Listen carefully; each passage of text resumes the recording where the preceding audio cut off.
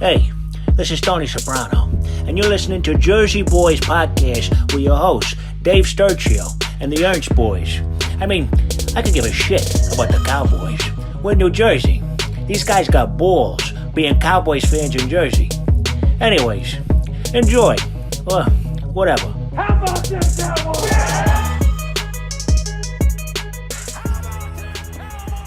Yeah, dog. Welcome back to another episode of the Jersey Boyz Podcast right here on Chop Sports Media's YouTube channel. And, of course, wherever you get your podcasts, I have simply named this, and I'll bring it up right here. The Cowboys upset Washington. Super Bowl back on, ladies and gentlemen. That is right. We are all the way back. Dave Sturchio alongside nationally known comedian Bret, Ernst, and, of course, the Grinch, America's fan, Keith, Ernst. What in the hell did we just watch? I have no idea. All three of us had them losing big. I think America had the Cowboys losing very big. But look, you put the it's hard work and determination. Wait a minute, Sturch. I said on the text I thought they were going to win, and I even called an onside kick, run back touchdown to seal the game, which I didn't even see live. You know what? I was on the plane. I saw them miss the extra point. And then they're like, sir, you got to shut down, because I was watching it on the thing. And I'm like, all right, I'm assuming we won, And then you land, you're like, what's the final score? It's like, how many touchdowns? Dude, like 4 touchdowns scored in the last 4 minutes. First of all, I just missed the last one. Yeah, the last one was obviously a Wanye Thomas onside kick return for a touchdown, in which all signs say and all rules say go down and take a knee, and that's the end of the game. But he decided to take it to the house. Listen, add insult to injury to a team like the Washington Redskins, I'm all about it. But again, you do give the Commanders another chance to win the game. Keith, we'll go to you now, and I guess your knee-jerk reaction about one of the craziest wins we've seen in, I guess, recent memory. First of all, I'm all for scoring the touchdown. Of course. The kid. No, I'm just saying as the kid. If I get that, I'm running in. I'm scoring. I said he's never had a touchdown before, and I think that's his first one. I said that to Bret and Pre. I was like, there's no way he's sliding at that point. He's got a clear path to 6. He's taking it. Absolutely. So, good for him. But yeah, after the Daniels to Scary McLaren, which you just tackle the fucking guy. That's all. What in God's name? You tackle him in bounds. The game is They played over. almost, impeccable defense the whole time, and they let that one play almost sabotage everything. Such an awesome defensive day. So this is my takeaway from it. Then I tried to put it in a text. I don't know if you guys understood. But what happened to Washington usually happens to us. And when I say that is, when you're supposed to blow out a team and you're not blowing them out, you start to panic. And when you start to panic, you shift your game plan. And that's what Washington did. Okay, they shifted their game plan because it wasn't working, and they got scared. They got away from the run. They just went off, they went off the rails because they weren't blowing us out. They were almost 11-point favorites. So when we fought back, they were like, okay, what the hell's going on here? And like I said, now their best drive of the game was the drive that they didn't pass once. I think the one that opened the half, where they just ran, going back and forth, and then they drifted away from it again because we answered with a touchdown, which doesn't typically happen. Which doesn't usually but bro, after those did you notice we had so many guys up on the line? Just because when I went back, we were putting a lot of guys on in the box, which is why they were passing. That's why I really want to give a shout out, obviously, to Butler, but our linebackers were covering underneath, man. They were doing except for the one play where they hit him in the seam. Bro, there's nothing different from what I'm trying to say. Is it's not the first time we stacked the box. We've done that before. I agree. I wanted to say. Well, hold on. I was going to say that. All right, go ahead. Go ahead. What it was? I was going to say that.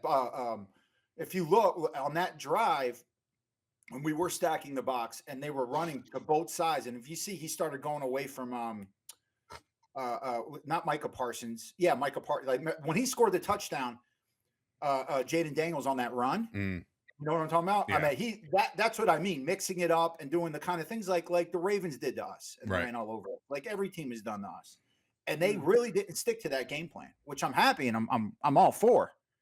Now, you know do what you I'm saying? think? And I'm not saying it still would have worked. I'm not saying that either. Maybe maybe we would have shut them down, but I just felt they drifted and we capitalized on it, and that's why we. And also, you have to take in consideration that they were hampered at running back. Brian Robinson hurts his knee early on. He never comes back to real life at that point. He came back for like 2 plays and then realized, okay, I got to shut it down. So it was just Austin Eckler and a little bit of Jeremy McNichols or whatever. It wasn't like they had their attack that they would normally have. They had Eckler too. Well, that's what I'm saying. Eckler and McNichols, yeah. Oh, sorry. But I was going to say also, when people are forgetting, Daniels is a rookie still. He's a great quarterback. He's a rookie, and he's been playing so well that nobody – you know what I mean? People are just like, no, he's a rookie, and he played like one. That was one of his worst games he's had. Yeah, I mean, besides that Daniels pass, you know what I mean? Mm-hmm. Yeah, McLaurin, yeah. Yeah. Bret, when you're looking at the defense, the way they played, as far as Josh Butler played his ass off. We got one of those late, like I guess right before the game is like 1 o'clock. So around 11 o'clock, we found out that Trayvon Diggs was down, and I was like, man, like. They can't get, they get one guy back in Deron Bland, who, by the way, if you look at his stats, ain't nothing went through Bland at all. Like, he just let up 2 catches for 25 yards, I believe. So great, debut for the 2024 campaign for him. But, like, you figured, I can't wait to see Diggs and Bland on the same field, and all of a sudden they get, taken down. You can't say enough about a practice squad player like Josh Butler, Bret. Thank you. Yeah, listen, it's so funny. It's so funny. My dad called me right after the game. And he goes, man, and this is, I swear to God, he's like, man, you really like to see somebody's backup playing hard like this. I was like, Dad, you can't say that right now. I'm in a heated argument with Keith right now on the phone. I was like, well, you know what it is too, bro? I meant the hitting. Like Trayvon Diggs does not come up and make those kind of tackles. And the thing is, though, you can't see that in like it's so hard in practice now because they don't hit. Right. They don't let them play in preseason. Like you're not seeing if players can come up and hit. And I'm telling you right now, Butler, I don't want to see Trayvon back right now. Let Butler start getting beat. I don't want to see it. I mean, let the kid play. He fucking earned it, man. He earned it. Bret, you agree as far as the fact that next man up mentality, Josh Butler, we saw a little burn of his in the preseason. You think that's sustainable? Like, you think something like that can, because remember, we were all hyped about, now I'm drawing a blank with his name, the cornerback, the rookie, Carson. We were all hyped about Carson because Al Harris told Jesse Holley that this kid's the next big thing, and it hasn't really panned out. Are you in on the Josh Butler, Deron Bland effect? Are you cool to roll with this the rest of the way if that would be the case? I mean, it's consistency. I mean, the kid played phenomenal. I'm not all like, let's get rid of Diggs. But, no. Diggs I know you're not saying that. I'm exaggerating it.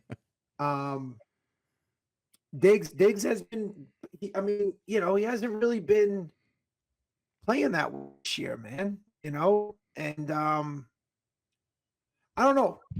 Every once in a while, you get a guy that has a great game. I mean, you need consistency with Bland, and with Butler. So who's to see? But I agree with my brother, by the way, that you want at times like this. Let's just see what we got, and it's good to get a win, and to discover what was the other kid that played good? The Stevens, what's his name? Had some good catches. Brand's the Ford. eight name tight end. Yeah, I know. He's not only that, he's like 6'7", like 270 pounds. The motherfucker's a beast. Boy, dude. He's a big boy. And shout out to Schoonamaker, man. Dude, that was that pass. Dude. Let's not overlook the fact, because I know we're talking about Mr. Butler. But let's not overlook the fact that Cooper Rush played phenomenal. He threw some dimes, bro. Yeah. He threw some dimes. He did. And the seam route that Schoon was wide open for, which was great to see. but he is putting some zip on the ball. And Keith brought it up in the text late last night during the Eagles game. He's like, call it how it is. Like, Cooper Rush had the best quarterback performance of the 2024 Dallas Cowboys season.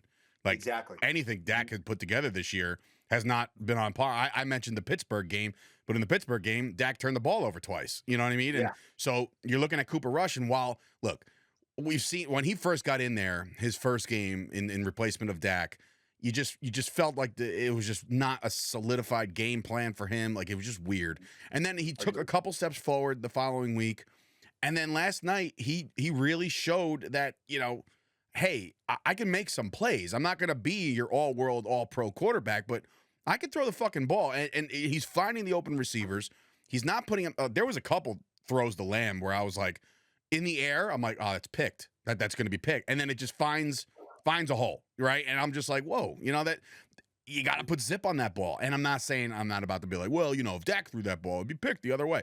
But it might have been, because the zip on Dak's ball is not as, accurate as what Cooper Rush can do sometimes. But Keith, your thoughts on Rush?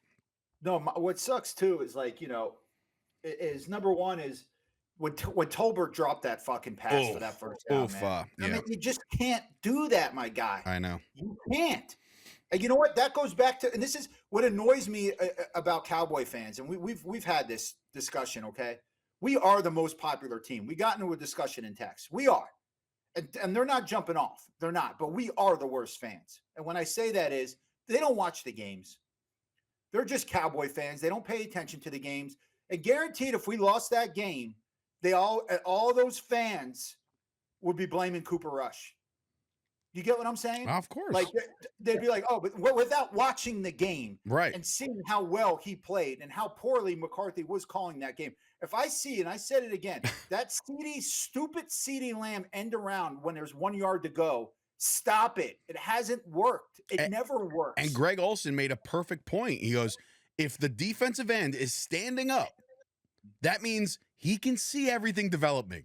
If he's got his 3-point stance, then you can sneak around the edge and be like, you know what, we get that yard. But again, to your point, it's almost as if he's got that fucking Denny's menu in front of him about to like read off a play, and it's 3rd and 1 or 2nd and 1. He's like, okay, what's the most difficult way to possibly get this yard? That's what it feels like. But what's funny is that's not the first time Greg Olsen said that. No, I'm saying he said that the last time he covered our game because they did the same fucking thing. I know. And he said that. He's like, you don't do this because the defense, he pretty much reiterated exactly what he said. And it's like, how come Greg Olsen knows this and our head coach that's fucking playing? But to that point, Keith, like if this kind of falls on Cooper Rush as well, because if he sees him up, don't you think they should check out of that play? That's a good call. I don't know. I mean, maybe it's a play call. Maybe he's not given that right now. Maybe not. I mean, you get what I'm saying? Yeah, no, because I don't any quarterback that's not able to check out. Bro, you're breaking up. Is he breaking up for you too? Yeah, he's breaking up a little bit. What'd you say there, Bret? One more time. Can you hear me? Yeah, I got you. I said I don't know any quarterback that's not allowed to check out. Well, again, that's possible, right? It's possible. He's a backup. He knows the offense. You know what I mean? No, I'm saying you that's part of that's like, part of being a quarterback is that they're going to call the play, but there's always the alternative. Sure. But, and there's been times I heard that jet's it's just not working, man. Now the pitch out was fine. I like that, and I also like that. Whatchamacallit, the screen on the bubble screen. The one play there? Bubble screen. Texted it. Yeah. Huh? If the bubble screen works, it's working because there's good blocking in front of you. Yeah, the bubble screen was phenomenal. Yeah, because there's good blocking in front. I hate to pitch out to CeeDee, and I know it worked because I know he's getting the fucking ball. Every time CeeDee Lamb is back there next to the quarterback, I mean, they're going to catch on to that fast, by the way. And I don't know. But here's the thing. When you have speed like that, like that would be a great play for Cavante Turpin or 100%. Or little Deuce, because it's hard for the end to get out there and keep containment when you're that fast. I mean, same thing with CeeDee. The people, by the way, it's really early for me. I had a late night because I had to work, so I'm exhausted. Yeah, no, we appreciate the 9 a.m. call time. And I suck at names anyways, so. But The bubble screen was great. I don't like the step back. That's terrible. I mean, because now you're giving him an extra second. You know what I mean? And that's also that also could put another legal man downfield too when it's that quick. Here's what I don't understand. Okay, we got an amazing, and Lepke is slept on. All right, the kid can block. He's hard to take down. 3rd and 2, get in the eye and just pound it. Just let him lead. It's just, they got blown up on one spot, but it's like, I don't know if that's the MO. I don't know if it's McCarthy once again just trying to outsmart people. But I mean, just don't overthink it sometimes. No, of course, it's just old school smash mouth football. Just go up the middle, our guys against their guys, and see who wins. And I have to, we tip our cap to a lot of guys. We talked about Butler already. We talked about Cooper Rush. Guys, we were down. Our starting right guard, Zach Martin, no go. And then they made some adjustments, and those guys up front, Brock Hoffman was picking a fight on every play. And Tyler Smith. Tyler Smith was out too, so you had Bass in there as well. And I think that those guys held their own. And, Guyton played pretty good. Guyton, they benched him for a half a second because he just kept getting these pre-snap penalties, and those can't happen. Dude, that hold was awful. It was bad. It was I watched it back, and it was like, holy shit. Yeah, it was a bad call, but I will say the offensive line with the cohesion that they played with yesterday, and my boy Coop, BB had a little bit of a rough day with the snaps. There was a couple of them that almost sailed right over fucking Cooper Rush's head, and it's a tall guy to do that too. There was one that sailed over his head. There was one, yeah, you're right, but there was a couple other miscues. But as a whole, I don't know about you guys, but like to see that we had 2 backups in there that actually played competent football, complementary to the run game, and because Rico had himself a decent day, it kind of makes me hold back a little bit, saying like, oh, here comes the draft again. I guess we're going to have to draft an offensive lineman. Like, we might have depth there that we didn't really focus on. Like, I know Brock Hoffman is more of like a goon. He gets in there and he just wants to fight everybody and just punch everybody in the face. But like, sometimes you need that. Sometimes I would go to war with that guy. I want him in the foxhole with me. That's Bret's mom at Thanksgiving. Same way. Over the drumstick. Happy Thanksgiving, everybody. But yeah, so I was gonna say though. Now I agree, and once again, the fucking drumstick. I'm sorry. No, but I would say this though: the offensive line, and I'm the first to say, there you go. You got the young, hungry guys in there, that kind of stuff. And yeah, you're right. Your thing. But no. But now I'm gonna flip it. I think we saw that weakness, though. We could not run short yardage for the life of us. No. Every time it was 3rd and 1 or 3rd and 2, we got, whether it was Dowdle, whether it was fucking Zeke, no matter who it was, they blew us up in the front. So that might have to do, if we have Zach Martin and Tyler Smith, maybe we do get a push and we do get that first. You get what I'm saying? Fair. But they played great. Don't get me wrong. They played great. That's why I was saying just put the fullback in, man. Yeah. And they did. But bro, do you see the play when they did that and Zeke got killed? But it was one play. Yeah, it was a 3rd and 1. But they had 13 players one on the field. Oh, yeah, that's right. That's right. That's what I'm talking about. We got lucky on that one. Yeah, because one guy was running off the field. He was trying to get off the field. He didn't get off in time. They said he tried to do like an Olympian type like long jump, like he just just trying to get off the field. Didn't happen. So look, we talked a little bit obviously about the offensive line now. We haven't talked about the star of the show, and that's Kevontae Turpin. I know Bret just brought up his name before, but man, oh man, this is now not only just another. He has a punt return, he has a kick return, he has a 60-yard catch and run touchdown. The dude is clearly the fastest guy, maybe in the league, definitely on our team. How do we work him more into the offense? I know that like they've tried, and sometimes it gets blown up like a bubble screen, but like if you're gonna start running these jet sweeps, Keith, as much as you hate him, then it's got to be Turpin. The guy's an all-world burner. Like, his return yesterday was something to be said. Like, the ball goes trickling under his legs, and at that point, I'm like, oh, here we go. And then he literally hits the circle button on Madden with the craziest, fastest spin I've ever seen in my life, and then it was just gone. Gone. It was just in. I'm you, by the way. Why you call me out now? What did I do? Because I love you to death, but it's just, you're just so excited. The fastest spin you've ever seen in your life. Ever. Okay. You've never watched Wonder Woman, the TV series? How about that, I'm just all over it. Wonder Woman, no, I've not wasted a goddamn ounce of my time on the Wonder Woman TV series. Oh, Linda Carter, bro. Yeah, well, listen, I've been told I got to catch up on Yellowstone. I've not started that, but anyway, really quick. The jet sweep. When you're watching that, all right, there are players that laterally are fast. Because 40 time really it doesn't mean much, right? It's quickness. Now, bubble screens, you get them on a run. If you're running a reverse, for a receiver to come all the way from behind, you're giving an extra 2-3 yards for them to react.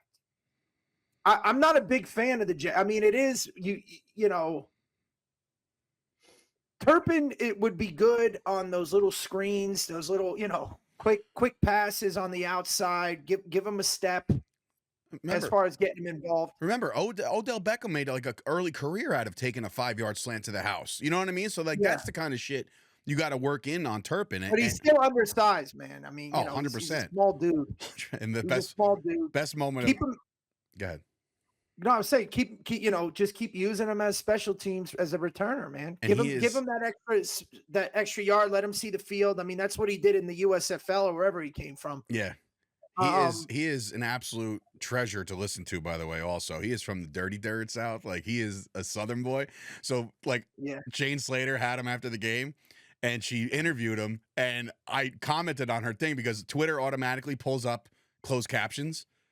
Twitter couldn't keep up. Like, Twitter's closed captioning got put in a blender yesterday when Turpin was like, man, and just rattled, and then like Jane was like, yeah, you're right. She had nothing to say to it because she couldn't even he was talking as fast as he runs. Okay, so Turpin is a treasure. He was a great game yesterday. Again, you gotta, and the little mini stories that come in between this game, like. It is Dan Quinn, right? And we let Dan Quinn walk out the building because we thought it was, he was a scapegoat, we called him, right? We called him a scapegoat along with Kellen Moore and all these guys. But for Dan Quinn, Keith, you said it earlier when we were talking about game plan shifting. Do you think Dan Quinn hit that panic button way too fast? Now, there's something I wanted to bring up, and I didn't before the game. Or Kingsbury, sorry. Kingsbury's the offensive coordinator. Okay. I didn't want to jinx it. Okay, I didn't want to throw it out there because it just seems like every time we do something like that before a game, it backfires. Okay, so I kept it quiet, and I didn't do the show last week, so I didn't bring it up, obviously, because I wasn't on the show. Uh-huh. But you have to see Dan Quinn's record against coaches he's worked with. What is it? It's awful. Really? It's awful. Like whenever he was 0-6 one time with us because everyone from McDaniels to Shanahan, who was his offensive coordinator with Atlanta, and he's on the Niners. He loses to his old coach, to his assistants that he's worked with. Look at Pete Carroll last year. And that they didn't lose the game, but goddamn, did we get lit up by that offense? Yeah, I mean DK Metcalf was having a fucking career day. Yeah, that was the best game, offensive game Seattle had all season. So I meant there's something there, maybe that when he plays his someone like McCarthy and even Cooper Rush, they understand his defense a little better. Because they practiced with him and they know his schemes and shit like that. I mean, I wholeheartedly agree. When do you ever see a touchdown pass that Rush had to Schoonmaker? Wide open. It's like, wait a minute, that doesn't happen for us. What the fuck? Where did we find that leak in the defense? And then it kind of goes to show you that. Could be, yeah. So that's my. No, I like that. I like that a lot, and I wish I heard it last week. But I totally get it. Yeah, it would have happened. Then we would have lost 45. Then it's like, wow, the Cowboys couldn't get over 50 yards of offense. What is that all about? But look, man, overall, even Rico had himself a decent day on the ground. Could have been a little better. They'll clean that shit up. But look. Grand scheme, half of the Cowboys quote fan base. What? No, Bret sneezed. I said bless you. God bless. So, you know what though? We didn't. It's so weird. I felt that we rushed for over 100 yards total. We didn't. It was like 95 or something. No, I was looking at the stats while we were talking because I wanted to see how much they rushed. But I mean, they had Commanders had 38 pass attempts and they had 25 rushing attempts. That's crazy. But 7 of those were Daniels, being flushed out of the pocket. That's And, the thing too. Though. Yeah, but few of them were designed. Yeah. A few of them were kind of predetermined that he was going to take off. Yeah, so like they did abandon the rushing game earlier, like he said. And then the other thing too, man, at the end of the day, our guys executed. They played great. Shout out to my guy Overshown. I mean, I fucking love that kid. He's a dog, bro. He's a dog. On the field, man. Yeah, and again, you look at this, and that was not our full defense. That was not our full defense. Trayvon Diggs not out there. DeMarcus Lawrence not out there. There is some injuries that's still even Marquise Bell out for the year now. Like those things they add up, right? And I'm very interested to see if we do play a game this season. There's what are they 4-7? So the 11, there's 6 more to go. 6 more to go. So it's like, do we see them on the field all together? I have no idea, but Nealon played too. back. Yeah, Nealon played too. So we got a little more help on the defensive line. Look, Chauncey Golston had himself a fantastic game. He freaking picked one off. Like, holy shit. How about this? This is weird. I'm just thinking about it now, and I got to look it up. I'm almost positive he wasn't, but the players we're talking about, the main players we have been talking about, this is the crazy part. None of them were drafted to any team. Cavante Turpin wasn't. Butler wasn't. Cooper Rush wasn't. Fucking Brandon Aubrey wasn't. We haven't gotten to him yet. But all of our players that are showing out are these undrafted guys, man. Yeah. So imagine that. Imagine, crazy, right? As crazy as that is, imagine not being as crazy as losing 2 spots in the first round because of a win. Like these fans are just out of control right now. Where it's just I can't believe they did. Like the comments I was getting yesterday was they did the Cowboys may have won, but they lost. And I'm like, no, they fucking won, and they beat the Washington Commanders, a rival. That's so stupid. Again, look, we're mathematically still in it, even though it's. I'm just saying, we're not out of it yet. No, of course. Mathematically, we're still in it. Next week, I'm sure we'll have a graphic where it says "In the hunt, the Dallas Cowboys are 4-7." Now, look, the Dolphins are still in it. Wait, I have a question for you guys. I have a question for you guys. Sure. Okay, it's a hypothetical, so don't jump down my throat. Let's say we go on a run. And let's say statistically, we end up being able to get the last wild card, and we get the last wild card. We make the playoffs. Do you still fire McCarthy? Shit, and that is what the fans are also worried about. Like they're worried about the idea of losing draft spots is whatever because these draft nerds they want to get to work, right? They want to do something. They want to look forward to something. But that does kind of. Hey, they didn't quit on him, and they went on a run. You don't fire him. That's my answer. You don't fire him?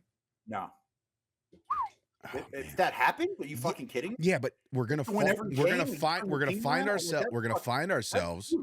Last week, me and Bret spent an entire episode of who was the next coach, and the following week we're talking about him. I get it. It's a hypothetical. Look, I get it. It's a hypothetical. But think about it. But just think about that for a second, okay? If he wins 6 games straight and gets them to the playoffs, I mean, you're going to blame him for the first part. You got to give him credit for the second part of the season. I mean, it's just the way it is. What does that sound like? Is that going to happen? What does that sound Fuck no. It's not going to happen. Like, but what does that sound like? That sounds like our Jason Garrett experience. Like, these 9-8 teams, like, or the whatever 9-7 teams, like, they fought. You know what I mean? Like, we continue to fight. Like it just seems too reminiscent of that. I think McCarthy is gone. Hypothetically, if they win out, I still think you got to get an OC or something. You got to get somebody to fucking call the plays because this Texas coast, this old school, I can't call plays for shit is not working out for this offense. I don't care who it's catered to. Man, if the players executed, everybody played pretty well, with the exception, believe it or not, of our special teams. I mean, you had the Turpin kid, but both special teams kind of shit the bed. Right. This game. I want to pose a question to Keith. All right, because I had a friend of mine that brought up why he thinks Bill Belichick would be a good pick if let's say we fire McCarthy. Again, all hypothetical because, Belichick may not want the job where, because we still don't have a football GM. So do you go younger coach, more innovative offense, or a guy like the dude from Detroit, which again, we probably won't get? Or do you go somebody like Belichick that has the experience in the new style of football? I mean, obviously the guy won so many Super Bowls in free agency, in spread offenses, even though he had Brady, but an older guy, more successful, because it would only be him really that could stand up to a guy like Jerry and be like, look, you know, I have more success than you, and I'm a real football guy, you know, kind of like a Bill Parcells situation, how he worked with Jerry. Well, it's the whole buying the groceries thing that Bill Parcells and Belichick always said. You know, if they're gonna if they're gonna make the meal or something, they want to buy the groceries. So I meant, Belichick he won't come if he doesn't have complete control. He won't, because he knows that it will tarnish his legacy as well. So he ain't gonna. So I mean, if they gave Belichick control, absolutely, I take him. And Bret, that kind of kills two birds, one stone. We were talking about we need a football GM, we need a new head coach. If you get Bill Belichick, it's both. Like But I'm saying, you were also on the side of. You were also on the side of taking a younger coach. A youngish coach. Like Ben Johnson, is he the most innovative guy going right now? Is he the hot commodity? Is he going to be the first one on everybody's speed dial in the offseason? Yeah, but then, you know, I know it's the circus that is the Cowboys, but, you know, Deion Sanders has turned the Colorado program around. And I just feel like, I don't know. There's been so many stupid rumors that have surfaced. Jason Witten's name has been thrown around because he's a high school coach and he knows, like, yeah, dude, is Jason Witten one of my favorite Cowboys ever? Yeah. But is he an NFL head coach?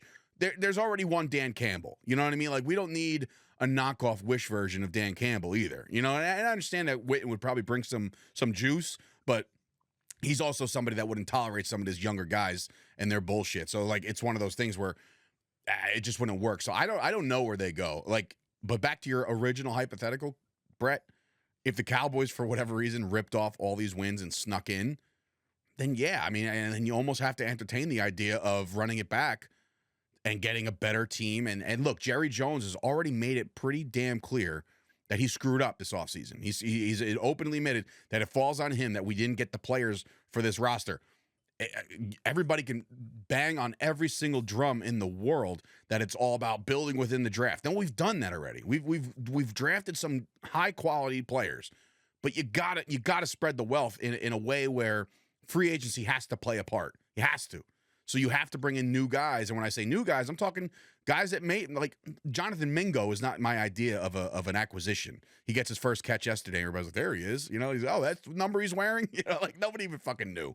So it's like, it's very, the Cowboys have to change their philosophy no matter who the coach is. Like Jerry has to say, look, it didn't work last year because I thought this is what we can run it back. But he forgot about the idea of how it ended, you know, how it ended and how it ended was how it started this year.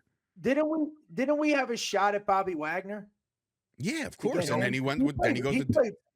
He played great yesterday. I mean, he never wants to play for us. He doesn't want to play for us. None of those Seattle guys do. That's why our whole Earl Thomas fiasco for a couple of years. We were trying to get him, and he was. Well, I thought because Quinn was there that Wagner might have came. Well, no, bro, that was a big deal. That was why we always thought Wagner was going to come, is because of Quinn. But it's funny that he didn't come to Dallas, but he jumped to Washington right away. Immediately. I just think he just doesn't like us. Yeah, there's got to be something to that, and that's fine. Yeah. Because sometimes some of these guys, they see through the bullshit. You know, they're like, I'm not going to that fucking circus. I just want to play ball. You know, I don't want to deal with fucking stadium tours and this, that, and third, and this media and those. There's a lot of guys that's a deterrent. You know, some guys, they want that shit. You know, CeeDee Lamb, Dak Prescott, well, not so much Dak, but like CeeDee Lamb, Trayvon Diggs, Micah Parsons, they love the fact that they have a brand now. You know what I mean? Like, this isn't just Trayvon Diggs, the cornerback, or Micah Parsons, the edge rusher. Micah's got the podcast, and he's got all this other shit. And why does he have that? Because he's a Dallas Cowboy. That's why he has it, right? And I'm sure he'll spit off some shit this week, today. He's also arguably one of the best defensive players in the NFL. Was that the maniac that's like, we should trade him for 2 first-round picks? But I don't disagree. and I know that. I was gonna say it's not a bad. If somebody offered us 2 first-round picks, but then again, like Nobody would. What's available in the draft? I mean, offensively, yeah, but how do you replace a guy like that defensively? Because he was all over the fucking field yesterday, and he was part fantastic. of the. He was part of the reason why Daniels was so like just beside himself. They didn't know what the fuck was going on because everywhere you look, Micah Parsons was there, and look, that's why you have a guy like Micah Parsons, and it's proof in the pudding. It's proof that he can do that. So why trade away somebody that we know already can do that for the unknown of a draft pick? Like that's why I'm saying like nobody would give up 2 first-round picks. First of all, here's my thing with that, and I get that. It's almost like, and I could bring it up to Herschel Walker. As great as Herschel Walker was, when we traded him to build the '90s Cowboys, people thought it was insane. Because he was on an offense, he was probably the best running back they thought in the NFL, and to trade him away is just the dumbest thing ever. But guess what? The offense wasn't scoring points. Right. They weren't doing anything. So with our defense being the worst as it's been since the Green Bay game, I mean, they finally played a good game yesterday. That's what I'm saying. And I know now we're saying, oh, he's the best, and he is good. He's very I'm not good. saying that, but if we could get a lot of picks, if we could pull another train robbery with Micah Parsons, that's all I'm saying. I would definitely. The only problem with that, little brother, is that you could build a franchise. You really can't build a franchise today. No, it's so much harder with You could get. I mean, look what happened. As soon that franchise that we built with no-name players like guys from Emporia State, and we ended up losing 26 starters to free agency. No, for sure. But I mean, you know what I mean? But yeah, and now there's this new way of plug and play, which Dallas has absolutely not adapted to. Not picking. I mean, again, we keep bringing up Derrick Henry, not even knowing if we could have afforded him, but I think we could have. Definitely could have. We, now it's a plug and play mixed with guys we draft. I mean, there's a combination now that we haven't figured out because Jerry's still playing from a 1993 playbook as far as running a football team. When free agency started, we still had draft picks. So, we were still drafting from that draft from the Vikings. So what I'm trying to say is that, yeah, people left, but we still were able to build a team. Yeah, but that was, but again, think about it like this. That's Jimmy Johnson. That's what Jimmy Johnson was known for. But think about Think about this. Football head. Hold on really quick. Football head. I mean, to draft where were Leon Lett, to draft Larry Allen, right? To get those guys. I mean, because remember, we lost Ken Norton, we lost Russell Maryland, we lost Alvin Harper, we lost Tony Casillas, who I think he picked up from Atlanta. Because that's Belichick's thing too, man. Is Belichick could take these smaller players. It was almost like he made everybody's trash his treasure. You know what I mean? Guys were getting cut, and that's why if Jerry Jones isn't willing to relinquish that role, to get a coach that can just assess talent or get somebody in there. Well, here's I'd be all in on trading Micah. Jimmy Johnson did not draft Larry Allen. So just so you know. Yeah, he did. No, he didn't. Who drafted Larry Allen? That was Switzer and Jerry Jones. I'm almost positive. Larry Allen? No, Keith. Yeah. Larry Allen was not on the 93 team? Why am I drawing? Larry Allen wasn't on the 93 team? No, he only won 1 Super Bowl. So 95. He probably got drafted in 94 with the regime of all right. He left. Yeah. Look that up, Brett. But before we move off of the trade Micah thing, now keep in mind that free agency was brand new back then, and we did lose a lot of players. But if it wasn't free agency, you don't bring in. How did we acquire Charles Haley? Wasn't he a Niner? It wasn't a free agent. Well, he traded for him, right? Something. Oh yeah, they did something, but that was Jimmy Johnson But again, player acquisition. And in 95, who do you bring in? Deion Sanders. You paid top dollar, which back then top dollar. You brought in Deion Sanders as a free agent. He was drafted in 94. Okay, so we missed out on the first 2. That's so weird. I don't know why. Sonoma State. I was thinking he was from Sonoma State. You're thinking Leon of Leon Lett. Emporia. But that's what I'm here for, guys. Don't worry. I got you back. But no, what I will say to all that is that the draft is an absolute crapshoot. And yes, have we drafted well in the past where we think we drafted well? Go back and look. Go back and actually look to see who panned out when they panned out. There's a lot of guys out there that did not pan out at all, like at all. So it's like that's why I'm not about this whole draft thing, and it's the unknown. So like, would I trade Micah Parsons right now for 2 unknowns? I don't know. I don't know if I do that. It's not just 2. It's a package thing. I'm not just talking about 2 first rounds. I'm talking about a package. Oh, yeah. Like he just said, like Herschel. Like if we could get a Herschel Walker if you get 2 firsts, 2 seconds, a third, a not, you know what I mean? Well, like then sure. You're missing, we got Vincent Smith. We got Isaac Holt. These are guys we got from Minnesota in that trade. So you're telling, all right. So hypothetically, if somebody were to trade, not only that, like actually, you know, it's so funny. Like I saw packages, hypothetical packages on how to bring somebody, player acquisition. Like, can you get a D tackle and a corner and 2 first-round picks? And all of a sudden, if you get a haul for one player, then do it. What I'm just explaining is what the Herschel Walker trade was. I remember. It wasn't just a draft pick. So I know, but you guys' faces lit up when I said Isaac Holt and Vincent Smith. So I meant those were two very important keys to our first Super Bowl win that we got from a Minnesota Viking team through Herschel Walker. Not to mention all that. That's what I'm trying to say. I'm not just going to say, here, give us a draft pick. If a team's going to take it, I want some of your good fucking players, and I want draft picks. Yeah, of course. And of course. And all I'm saying is that the league doesn't work like that anymore. You know, right? Yeah, you won't see those kinds of things anymore. So I don't think it's it's something to think about if you can rebuild and if you can assess talent and you can draft and you could keep players now and build. But we got a team. We got talent. I mean, we're loaded. The crazy part is that every year for the past 27 years, it's almost like we need an all-pro in all positions, right? Right. Yeah. Most teams win with not all pros in every position. Exactly. So what is the common denominator here? And again, we're getting back to last week's podcast. It's Jerry Jones, man. And it's what Jesse Holley said. And until we fix that problem where we get a football GM or, like he said, let a coach that can buy the groceries, we're gonna keep having these problems.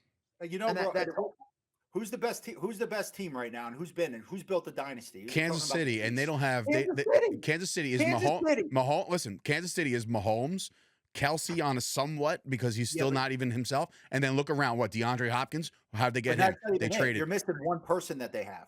Pacheco in the 7th round. No. Oh, Andy Reid. Yeah, of course. Andy Reid. But that's the point that Bret's making is that's a football guy that you give him a piece, you give him somebody. I mean, who knows? If a football guy came in here, he might throw Dak out the fucking door. You're right. Who knows? You're right. Who knows? You're right. And say, hey, you want me to run this? We're not getting anywhere with this guy. Eat the money. Let's trade him or whatever you want to do. Release him. You want to win? Let's build from the fucking beginning. All right. Well, look, that's a lot of if and when in the offseason, see what happens. But there's another game to be played, short week coming up. The New York Giants, who have, from all things over here in New Jersey, when I listen to this New York radio and stuff, it looks like everybody's kind of quit on Brian Daboll. They're 2-9 right now. Right now, I believe they're the 2nd or 3rd overall draft pick. So again, when you're that close to a top pick, I don't know how much quote effort you're going to throw into your starting lineup. And again, the players don't tank. It's those guys are gonna go out and hopefully give it their all. But when you hear a guy like Malik Neighbors call his entire team soft and say they're not trying, and why am I not getting the ball until we're down 30-0? Like the morale is bruised right now in New York, and they thought by bringing in Tommy DeVito, who got fucking rocked yesterday a lot. Oh, I know. It's a Paisan, but he went out there like this. He throws the ball like this. Not only that, yeah. Spot the Zeke, all right? Ashbet. All right. Listen, what's so funny about that is that Baker Mayfield might be the worst Tommy DeVito impressionist of all time. It's got Baker. Listen, it's just this. It's just this. Not fucking like he's a fucking trumpet player. Like it was horrible. His Tommy DeVito impersonation after a touchdown was brutal. But the Giants are literally broken right now. And I don't know if it's going to be Drew Lock or it's going to be Tommy DeVito this week. DeVito got hurt, banged up.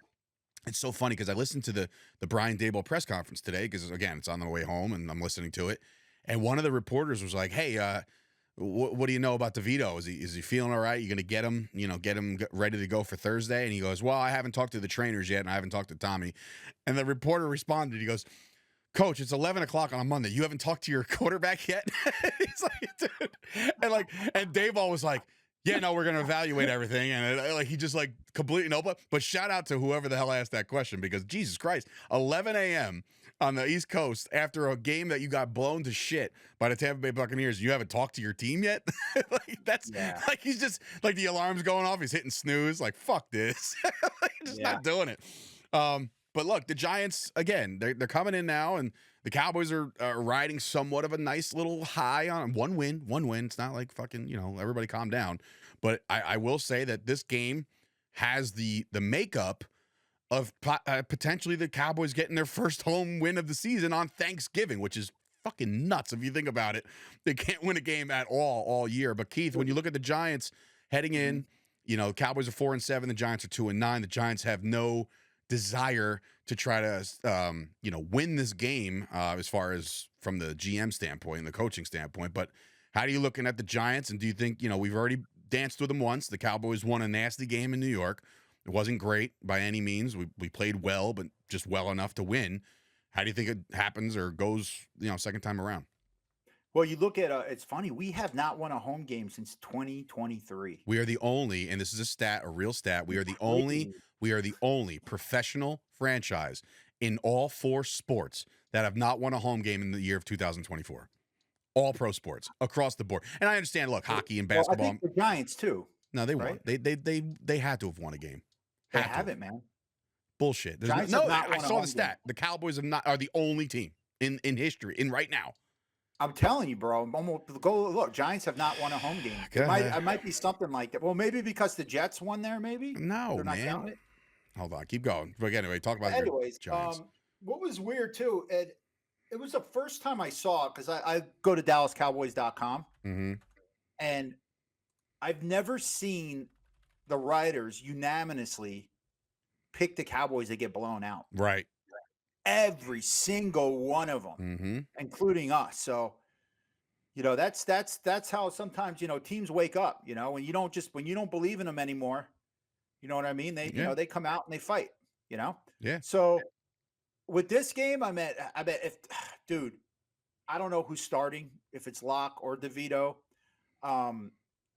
They know that their fans, I'm hoping, or just how embarrassing it has been that they haven't won a home game. I meant for the Giants, this is not a good recipe at all. Okay. What I'm trying to say is that it's just not good for them. I meant considering we haven't won a home game. The Giants, cut you off, Giants beat the Eagles on January 7th of this year, 27-10 last year in week 18.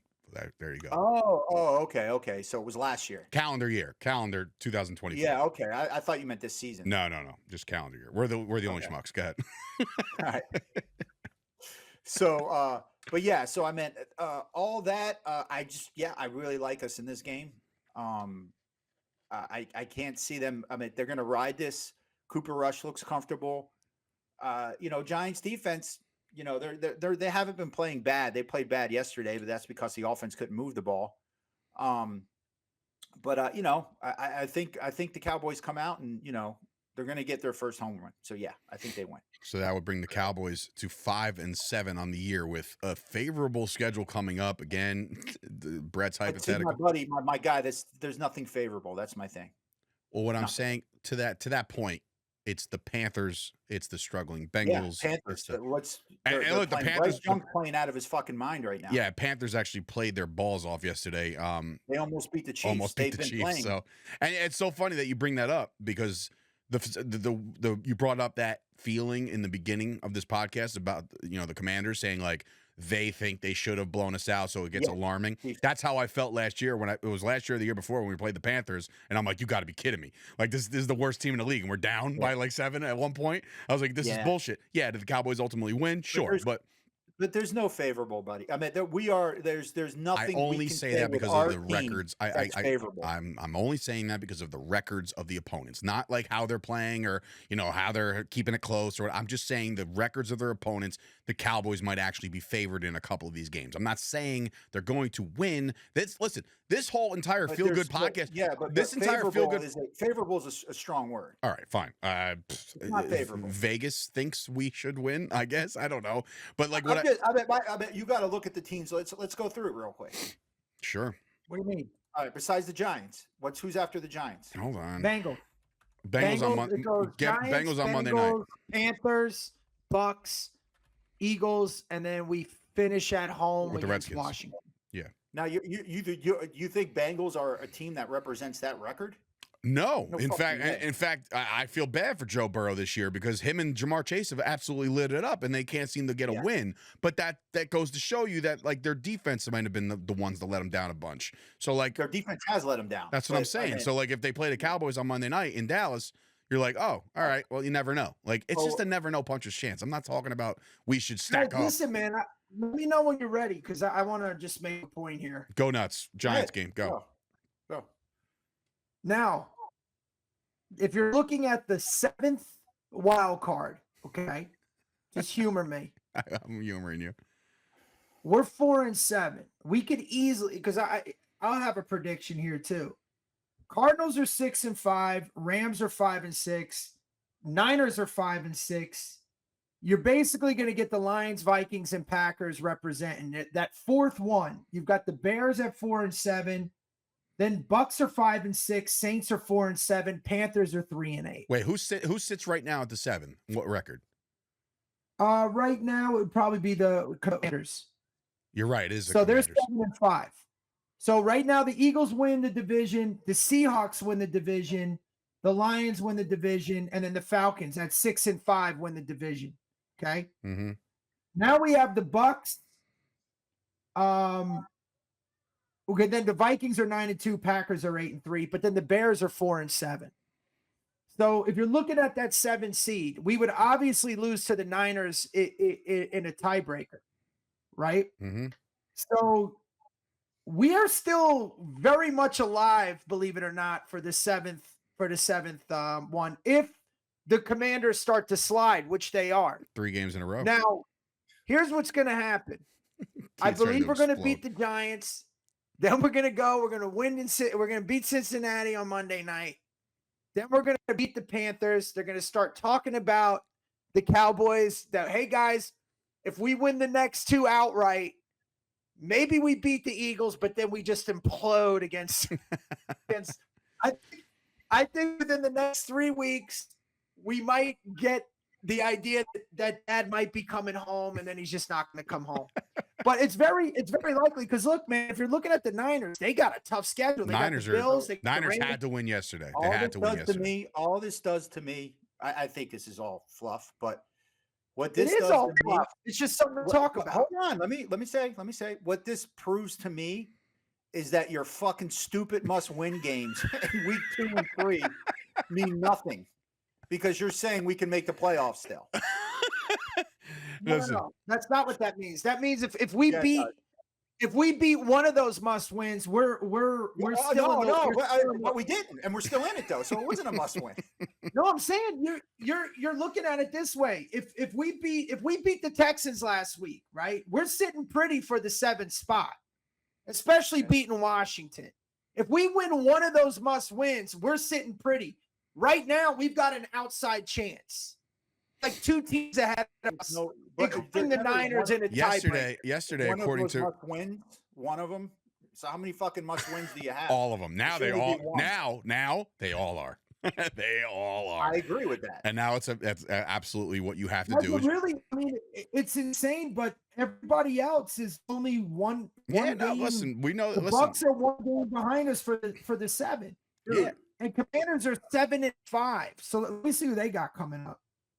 The worst, They got, news- but the worst thing about all that is we're home. right?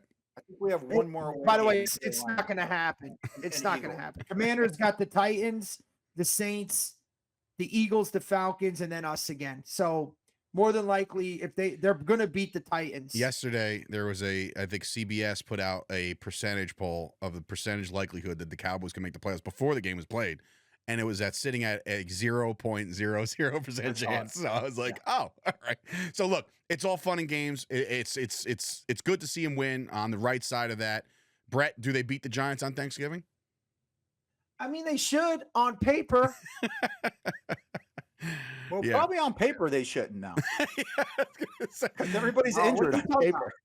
Yeah, I mean, we'll see. We'll see what kind of again. Yeah, yeah, that's true. On a short.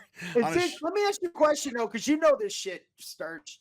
How long is Ferg out? He'll probably be back. Because he has concussion protocol, right? Yeah, it depends so he's back against the Giants. You would think it depend. It really does depend on the severity of the concussion. But typically, when they have a week off, they usually take that week and then they're back at it. But the problem is, it is a short week, so that's probably up in the air. But it's still 10 days from the concussion.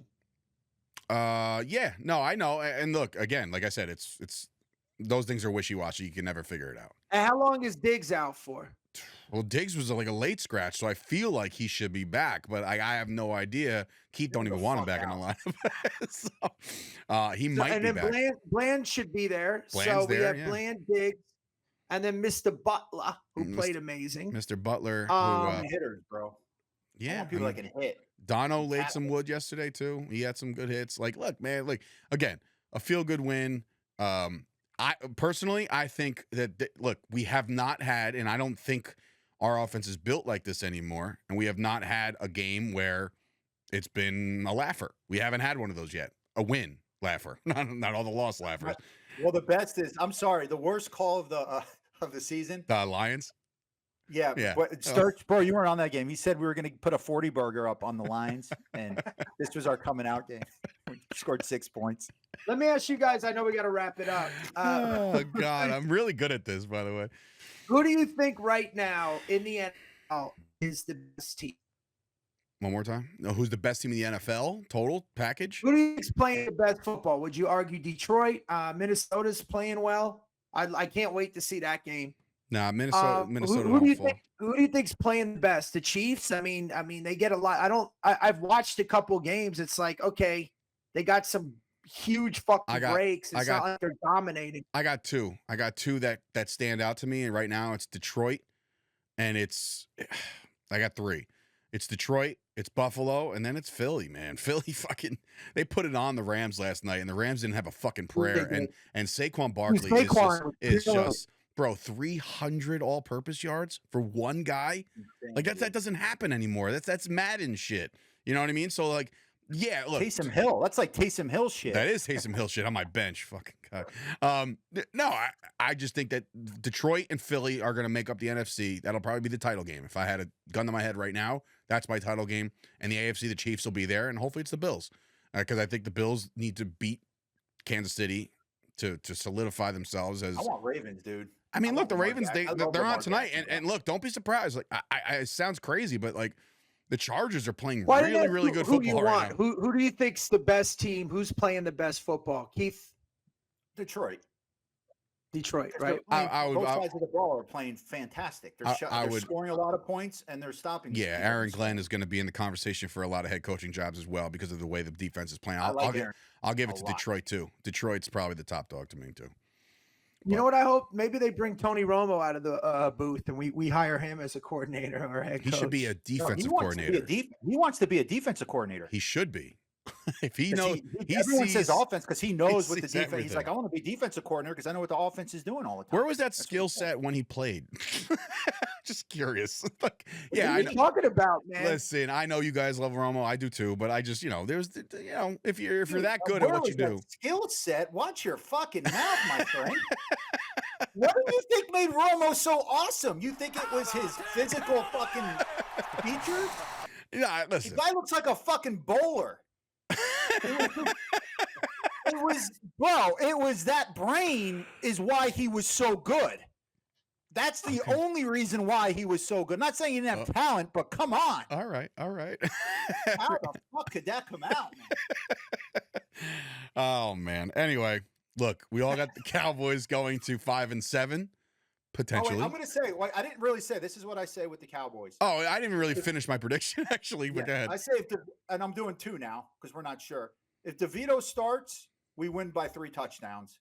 If DeVito doesn't start and Locke starts, it's going to be a lot closer game. I agree with that sentiment, 100%. I think if DeVito starts, he gets a little erratic. He, big stage for him. He might get shook a little bit, but his whole family's going to be there doing, their thing. I got the Cowboys to win.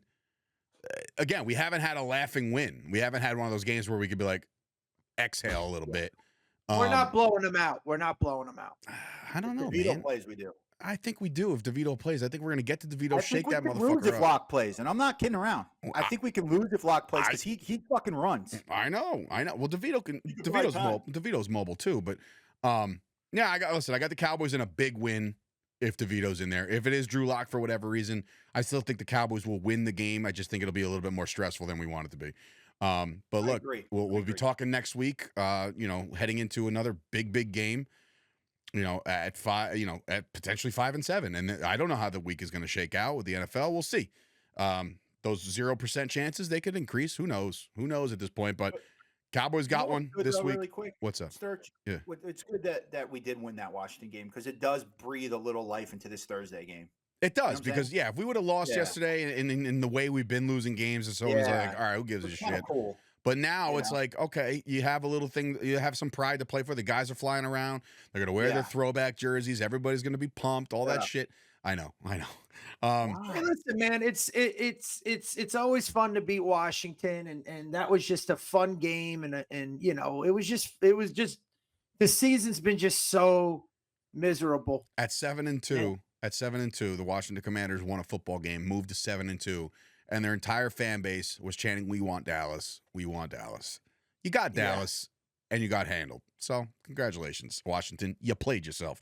That'll do it. That'll do it for this episode of the Jersey Boyz Podcast. We all got the Cowboys winning on Thanksgiving, and if they don't win on Thanksgiving, I don't even know what to say to that. But anyway, be sure to remember to subscribe to all the podcasts the way you subscribe to all podcasts, YouTube as well. And of course, make sure you don't forget to set your scales back 15 pounds on Wednesday night so you can enjoy the Thanksgiving. Guys, I'll go around real quick. Keith, what are you thankful for? All right. So, Bret, anything? I guess. What am I thankful for? The fact that you are taking a while for this really is alarming. I'm thankful that we haven't had our Thursday game pulled away from us for Thanksgiving all these years. Yeah, you would think of one day that's gonna happen, but it won't. They change it, and they haven't. They just won't. So I'm thankful for that. They won't have that. I'm keeping a Cowboy base. I love it. Bret, you have anything to be thankful for? I got a lot of things. Good health. The most thing that I'm thankful for every year. About 20-something years ago, I had to borrow money, and Keith's mom still hasn't taken it out. Like, I'm still paying the VIG, but I'm still alive. So. That's good, bro. That's good to hear. It's good to hear. I'm thankful for Dallas Cowboys football on Thanksgiving, along with obviously my family and my friends. And this podcast is awesome as well. It's the only podcast I put a lot more effort into than pretty much anything else I do. So that'll do it. We'll see you guys next time. Happy Thanksgiving, and don't forget. How about them Cowboys? Good night, everybody. Hey, this is Tony Soprano, and you're listening to Jersey Boyz Podcast with your hosts, Dave Sturchio and the Ernst boys. I mean, I could give a shit about the Cowboys. We're in New Jersey. These guys got balls being Cowboys fans in Jersey. Anyways, enjoy. Or whatever. How about them Cowboys?